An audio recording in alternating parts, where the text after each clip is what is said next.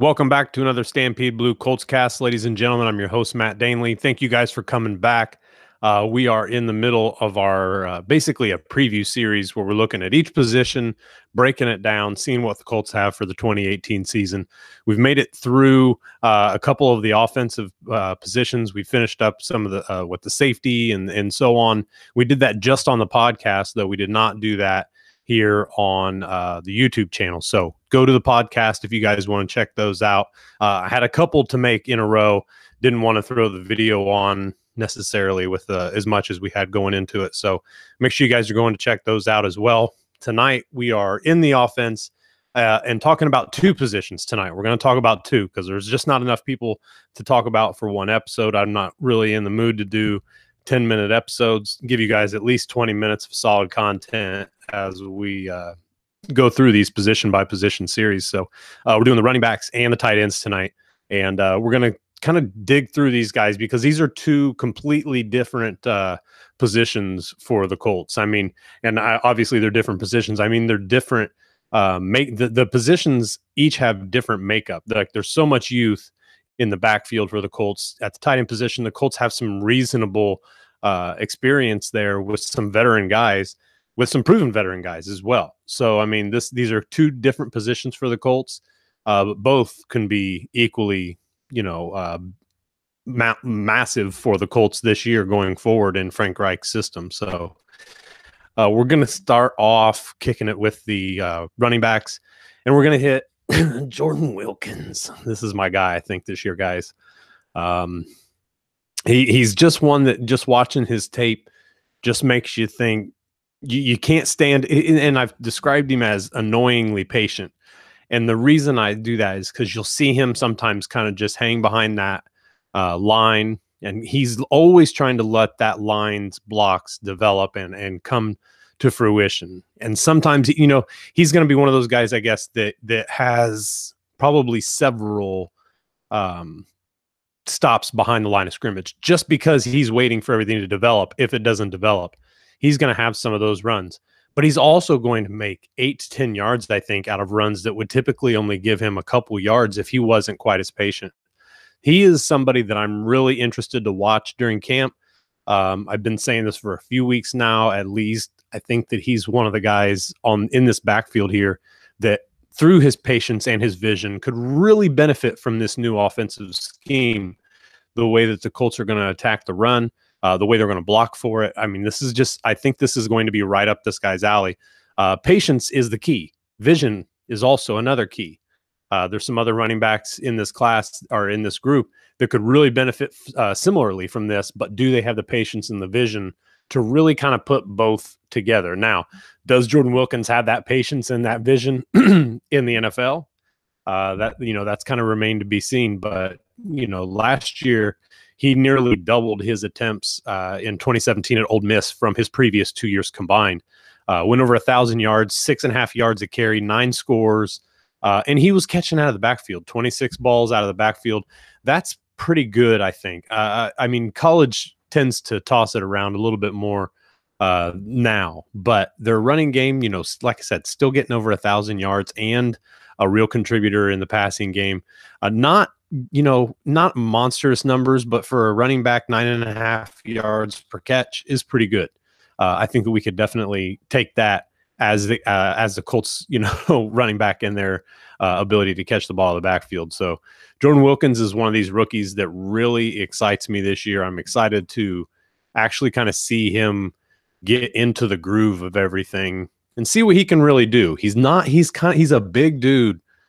6'1", 6'2", something like that.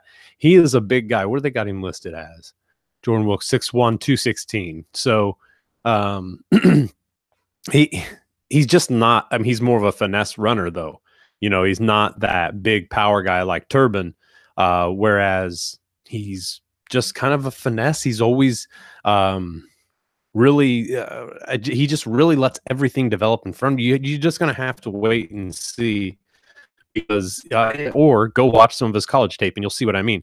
A lot of his big runs were definitely runs that, he kind of rode the line to the right spot and then found a hole and shot through it. And he's got some good quickness and speed. So He's going to be a fun guy to watch through camp. Nyheim Hines, obviously the next guy on the list. Smaller guy, scat back. Everybody wants to compare him to, their favorite tiny little receiver and or running back. And he's kind of going to fall into that as well. Now, last year, kind of interestingly enough, he caught 26 balls out of the backfield as well for a 5.8 yard average. That tells me that there's something wrong somewhere. I don't want to try to nitpick it because I don't really know, but or maybe he was just used so much he almost got 200 carries last year and went over 1,100 rushing yards. But what's the deal? Why isn't he getting more per reception out of the backfield? Because he was his previous 2 years, albeit, even with more catches in 1 year and then fewer catches the next, he was still over the 12-yard range per catch. What happened last year? I'm not sure. Might be something interesting to check out and kind of see where he was. Was he open a lot, or was he in space a lot with not a lot of blockers? What was the deal there? But he is going to be a really interesting chess piece for Frank Reich this year going forward. He's going to be fun to use and utilize. He's got some really interesting traits as far as I'm concerned. Everything that he does up the middle, you wouldn't assume that he's a 5'9", running back. Yeah, and I think that, being that he is close to 200 pounds, that's going to save some of his body. But he's not scared to run between the tackles. I love that about him. He can, if necessary, kick it out and burn. He has really good speed, one cut, type runner. He's going to be fun to watch as well. And I think that he's one of these guys where last year we got kind of excited about Marlon Mack. And Mac's a bigger dude, but Mac's also got that kind of one step and be able to kind of take the defense, be a playmaker, be a big playmaker, an explosive play. But Nyheim Hines, I think, has that too. I do, and now that I look at that, I do kind of want to investigate what the deal was last year with some of his catches out of the backfield. That's pretty interesting to think about there now. The Colts with Turbin out, 4 games? At least. We don't even know if he's going to be on the roster. The Colts may decide to turn one over and kind of get, another running back in there. But the Colts do still have Christine Michael. Christine Michael was with the Colts last year. I don't think I think he was injured last year. And even the year before that, I'm not sure where he was at. But last year, he looked pretty solid. I mean, Christine Michael's got a nice past. Came into the league in 2013, but he's played with a lot of different clubs already. Seattle, Dallas, Green Bay, the Colts. I mean, he's been around. So he's got some decent tools, I guess.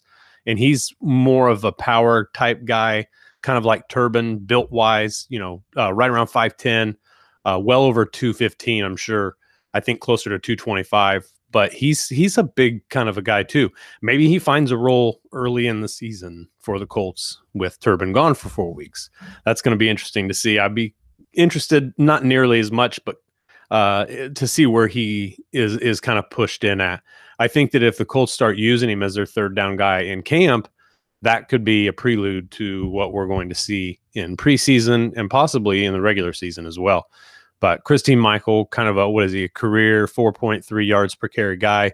Not too bad. His best season was in Seattle, 2014, 5.1 yards per carry. So he's got some quality ability to be able to, to make some plays. But he's not a guy who's going to explode. He had 7 touchdowns in 2016, whereas previous to that, he hadn't had a single touchdown. So I guess if you want to go off production, 2016 was probably his most impressive year. But those six of those 7 touchdowns came with Seattle. So that's something that we're really going to actually have to track as we go forward, because we not only do we not know what Robert Turbin's future is with the Colts, we can not really guess what the Colts are going to do with that third down and short back position. So lots remains to be seen with that. So that'll be interesting to kind of come back to and check that out. Now, the Colts also have Josh Ferguson. Ferguson was a guy who was brought in by Grigson. Didn't really understand them bringing him in when they did. I thought he was okay. He was not a bad guy to have in camp. I didn't think that the hype was justified by any means, by any stretch of the imagination. But he is, kind of in that same range, 5'10", right off just over 200 pounds. He's got some good speed. He could be a pretty decent back. I think he's in his third year now. I think there's a little bit for him to offer this team, and it's a possibility. But there's just, look, you're going to have Hines and you're going to have Mack on the team already. In my opinion, those two guys are already going to kind of fill that role that Ferguson is basically vying for. Now, if he can prove to be a really good pass blocker, and be able to kind of pick up the intricacies of the position, then he has a shot, right? I mean, he does have a shot. So it'll be interesting to kind of watch what he does, if he has developed over the past couple of years. Last year when he played with the Colts, he wasn't too bad. Nothing spectacular. Got some time towards the end of the season. So it'll be interesting to see, if he can run between the tackles or whatever. It kind of reminds me of a Kerwin Williams almost, like at least back when the Colts brought him in.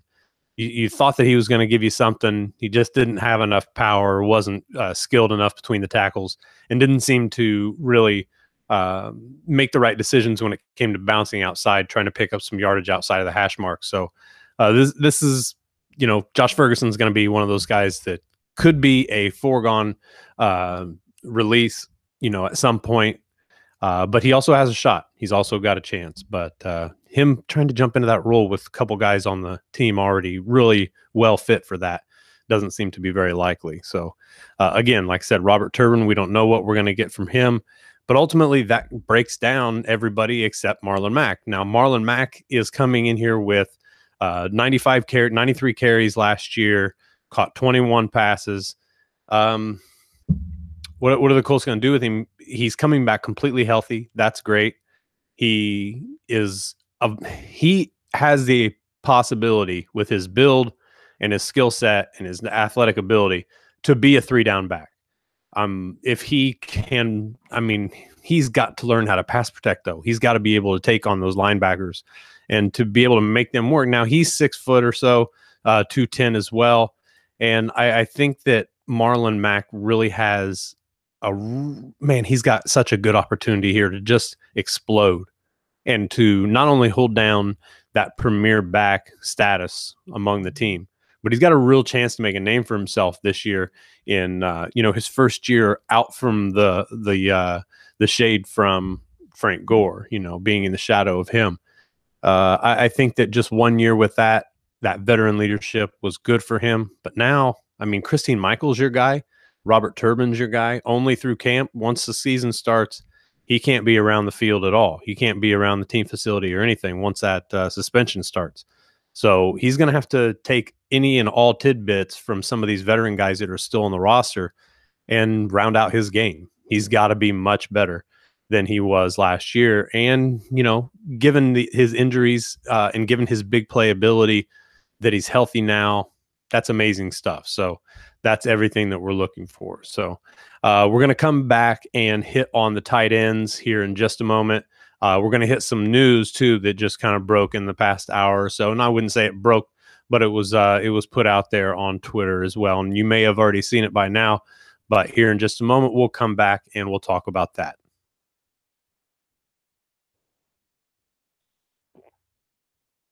Welcome back, guys. We are going to get into this tight end position here in just a moment. Reportedly, the Colts have a meeting set up with Marlon Mack. Of course they do. With Bashaud Breeland. Apparently, he is also going to the Chiefs. He's going through a couple other meetings right now, and apparently he has scheduled visits with the Colts and the Browns.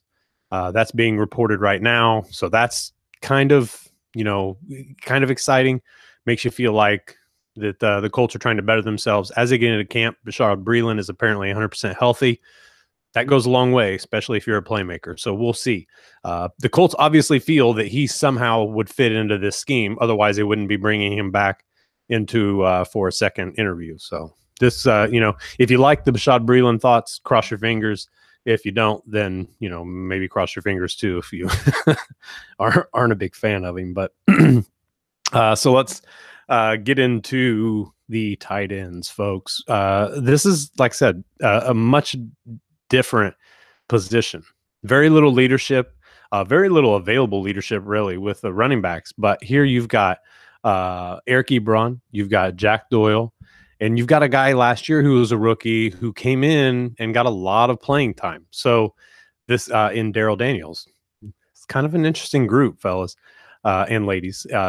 Let's just start with Ebron for right now. Ebron is coming into this season with a lot to prove. His yards per catch were down a little bit last year from his previous couple years. Only 4 touchdowns last year. His catch percentage dropped a little bit as well the past 2 years. But he's got to be able to be a reliable receiver. He's definitely a playmaker. Definitely a guy who can get up, get some scores, get some heavy yardage. He's just got to be reliable. The Colts do have reliability with Jack Doyle, but these two are really going to have to play off each other. I mean, they really are. And I'm going to try to stick with Ebron here on this discussion and get to Doyle here in a moment. But Ebron's got to be the dynamic part of the duo. Okay. He's got to be the one to be able to catch the ball in stride, beating the safety, beating the linebacker. He's got to be the mismatch guy. The Colts they talk about lining him up outside of the formation and being able to stretch him out a little bit. He's not a blocker, so he's not going to be in line very often. And if he is, it's not going to be to block. And if he is there to block, it's going to be one of the very few times that he does it all year.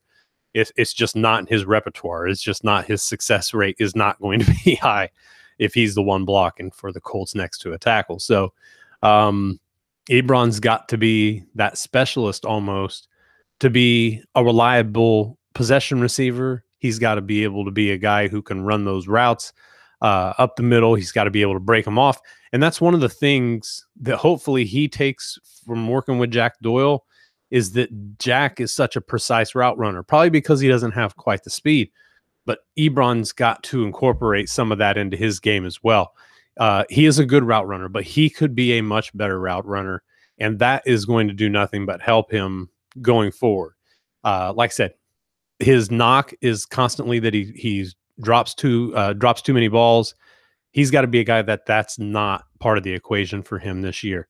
He's going to have to be a big play guy. He's going to have to put up probably at least 4 or 5 touchdowns again this year. And he doesn't have to have big yards per reception, but he's got to make those catches that are up the seam, that are, behind the linebacker, in front of the safety. He's going to have to take some chances too with some of his route running. He's going to be coming across the formation quite a bit, in my opinion, but they're also going to set him up for some high and low with that flood concept that most coaches are fond of, but Frank Reich's fond with it. It came from Doug Peterson. He used it as well in San Diego. It's something that is in his system. This is where he is, his flood or sail concept. It's something that he's going to be using a lot. And that's going to benefit Ebron as well. High-low concept, just to the one side of the field for the most part.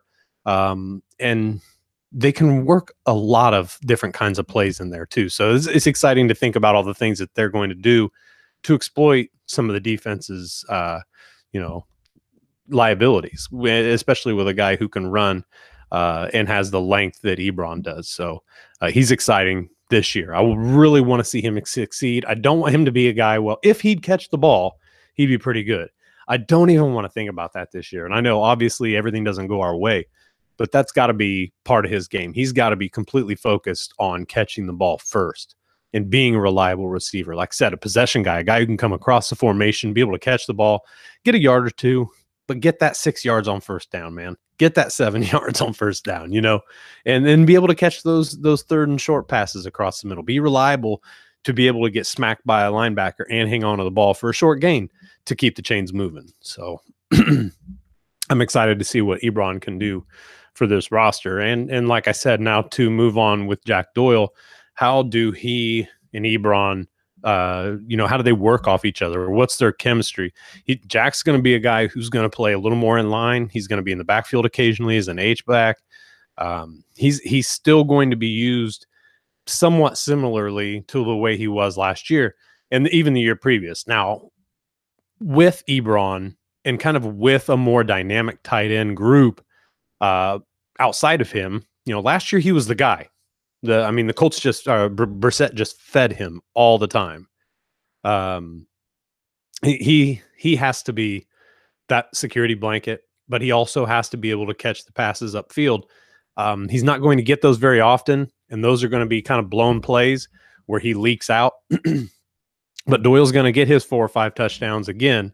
He's just not going to get near the targets he had last year. We know Andrew Luck, and it's kind of a similar trait to how Peyton Manning was.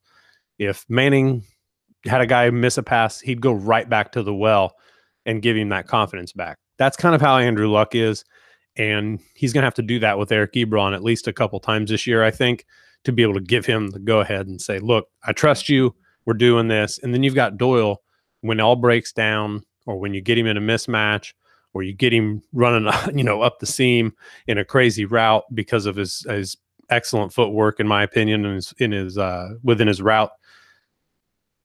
Jack Doyle's going to be Mr. Reliable again this year, however he's used, however it works out. But I'm excited for Jack Doyle.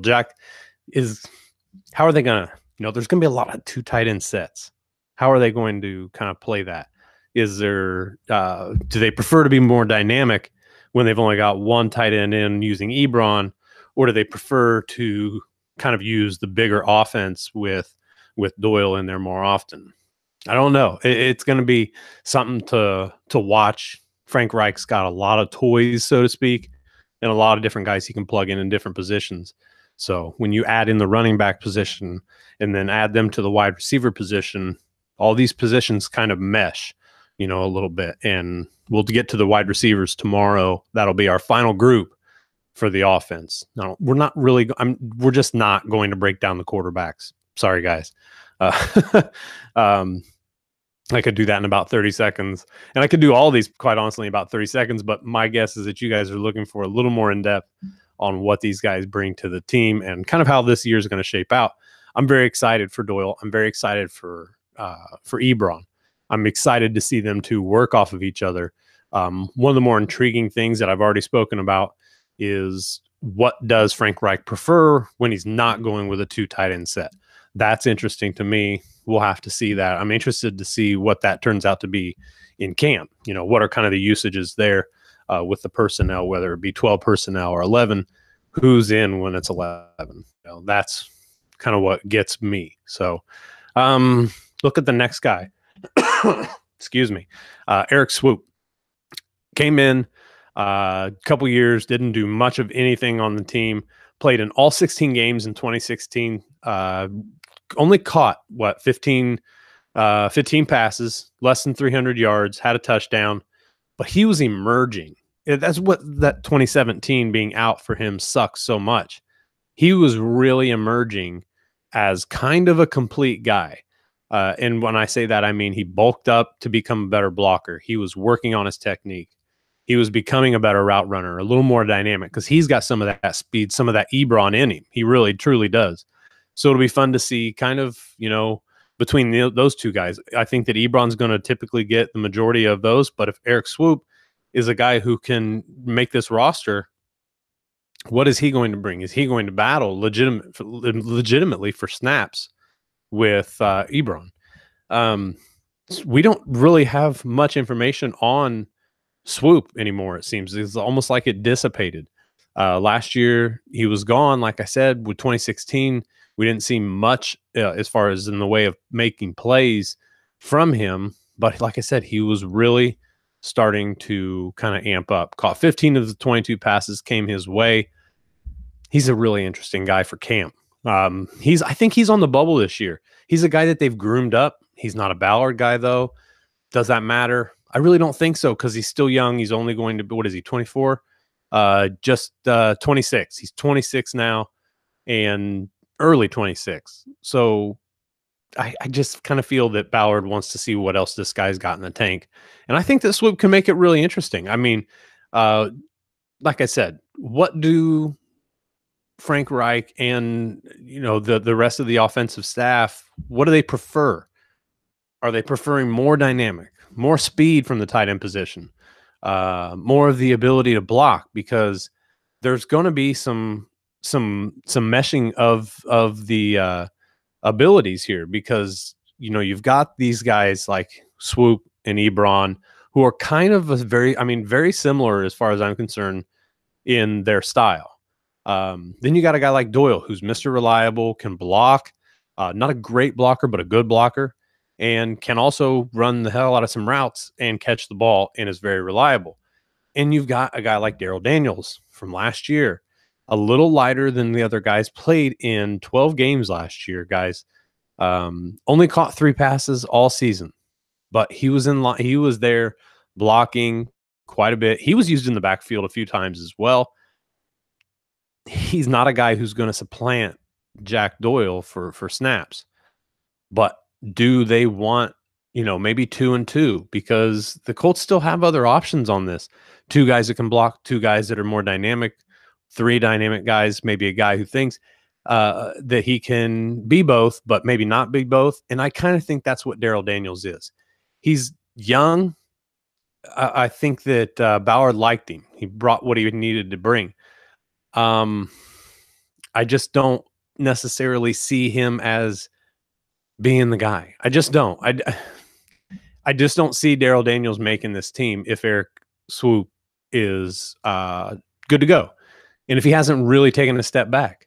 Because this next guy that I'm about to talk about, in my opinion, is going to be the other guy that I think not only should make the roster, but will make the roster. Daryl Daniels has to be a bet. Listen, if Daryl Daniels is going to be on this roster, he's going to have to be a better pass catcher and route runner than he was last year, much better. And he's going to have to be as a better blocker as well. He's a physical guy, but he's not overly powerful. He's not a massive guy. 230 some. What is he? 245. Not the biggest guy. He's going to have to be significantly better than he was last year, because, as I mentioned, Ross Travis to me is kind of the gem from this group. He can block. He's not going to be expected to. He's a massive dude, 6'6", 250. He's not overly big, or as far as weight wise either, massive, but he does have the length, the catch radius. He's got the ability to get deep on some routes, run to the corner of the end zone. He's got some nice ability, and you saw the Colts kind of try to mine some of that last year, bringing him into the games later in the season. He is a guy that I really like. I think that they really found, is he their Kelsey? Who is Ross Travis? They brought him in last year. He was very intriguing. I think they claimed him off of Kansas City as well. Played in 15 total games last year. Caught 7 catches on 17 attempts. That's not great, but at least 3 or 4 of those attempts last year were in that Buffalo Bills blizzard. I remember that for sure. And then they targeted him in one other game 2 or 3 times, just bad overthrows by Brissett as well. And I think one of those was in the towards the end zone. So this is a guy that really, really, really intrigues me. And is, from what we've heard from Chris Ballard likes him as well.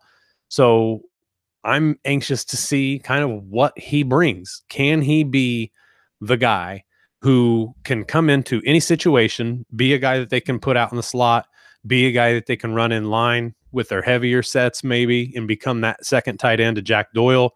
2 guys who can block, one obviously better than the other a little bit, but both guys can be route runners. That's exciting, even if they're not super fast. That's a totally different look, and it's a look that you would expect to see in the red zone occasionally. You would expect to see that in some running situation when you set up in a run formation and they want to do some play action out of it. I think that Ross Travis is a big target. Like I said, big wingspan. He's a good ball player from what we've seen. He can catch a ball when it's thrown to him. So I'm excited to see what he brings. Like I said, he's kind of my diamond in this. And I think that a lot of people have really come around on him as far as thinking that he might be something for this team in the future, that he's going to end up being a guy that can really kind of stand out from this group and earn himself some extra snaps.